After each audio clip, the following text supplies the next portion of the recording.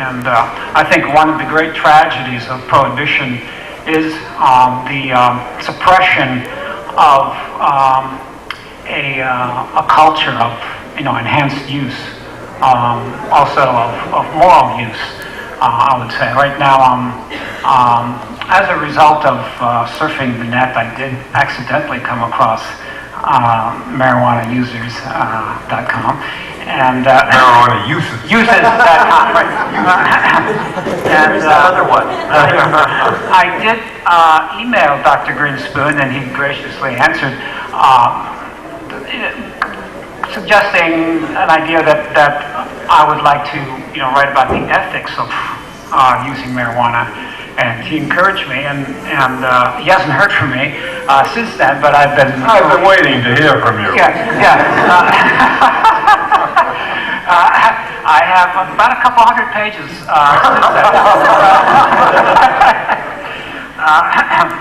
So I could say many things, but I'm not a regular smoker, and I had this idea of going to Holland. I grew up in Holland, but I haven't been back since I was a teenager. And anyway, I cooked up a schema of taking a group of students, to Amsterdam, travel abroad course, philosophy course, and somehow the university approved, and off we went. I was just very paranoid about how this course would go because, it could have been a disaster, and I hadn't been smoking pot in a long time. And somehow the synchronicity of universal forces did bring me some pot before going to Holland, and I had to practice, before going. So, I think that helped quite a bit because the course went very well. It was a course in practical philosophy focused on addictions and liberation. I think the culture of liberal use in the Netherlands, where there wasn't any association of paranoia and so forth, within a context of working on yourself and opening up in dialogue and it all came together very well, and I think that we need to make a greater case for allowing for disciplined, moral, and enhanced use of marijuana. Yeah. Thank you very much.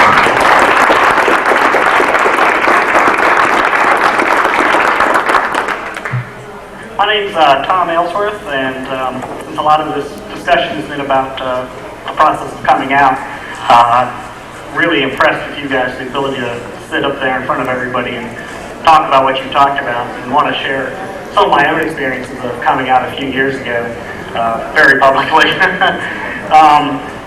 For those people who may not have done so and are considering it. In 1996, I came back to DC after a business trip to the West Coast and arrived back home very late, 1 or 2 a.m. And my wife greeted me at the door with the shocking news that a friend of ours had just been murdered. He was in Southeast Washington, D.C., which those of you who live here know that's not really a place middle-class people go, visiting his drug dealer, and there was some gang-related violence there, and he was shot in the chest and died. So the next day, after very little sleep, I typed up this email more as a therapeutic thing for myself than something I probably should have ever mailed out. And unfortunately, well, for better or for worse, without giving it nearly as much thought as it probably deserved, I emailed it to every single person that was in my address book, including parents, my wife's parents, etc. As a result, my wife's parents told us to never bother talking to them again, and in fact, we haven't since that occurred 4 years ago. But despite this, I have to say that I really don't regret the decision, because for me, it really gave me some clarity, made me feel less guilty, removed the shame that some of the people have talked about here. and just in general taking a great weight off of my mind. So I guess I was very paranoid too for the next probably 2 months, convinced that the cops were going to come busting down the door any day because one of my supposed friends might just, pass the note on to them, but that of course never happened. And so the other good thing that happened about it was getting me back involved in Normal, whom I had supported in high school and college, but not really since then.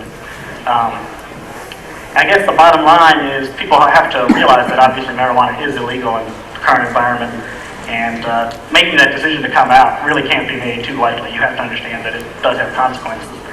But I think that the act of coming out makes you free and makes us more visible and more powerful as a movement. Thank you for sharing that with us.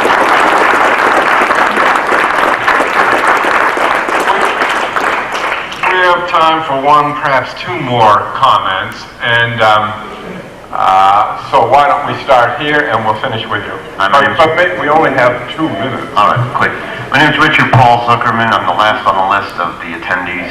I smoke marijuana to help cope with the problems caused by the criminal justice system when you know you're being deprived of your rights. Professor Zaz wrote a book called Our Right to Drugs, The Case for a Free Market. And I would ask that you read that and a Supreme Court of Hawaii case, if you get to your local law library, 950 Pacific Reporter 2nd Series. It's called State versus Mallan, M-A-L-L-A-N.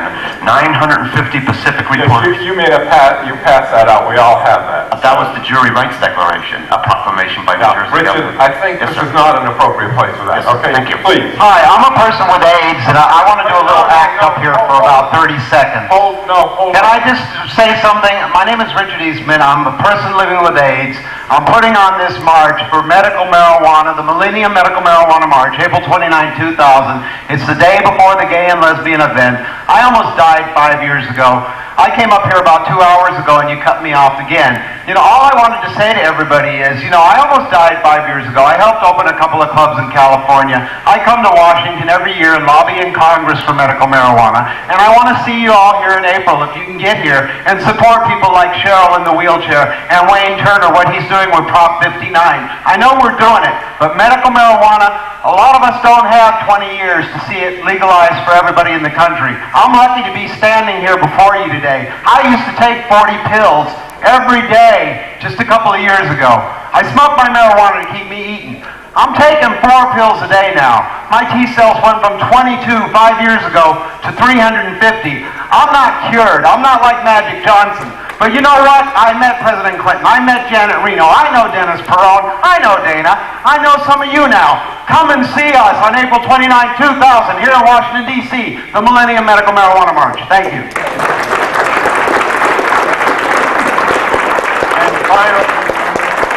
Just about a minute and a half comment if there is time, otherwise. Yes, please. Okay. My name is Fred Raines, and I'm a professor of economics at Midwestern University.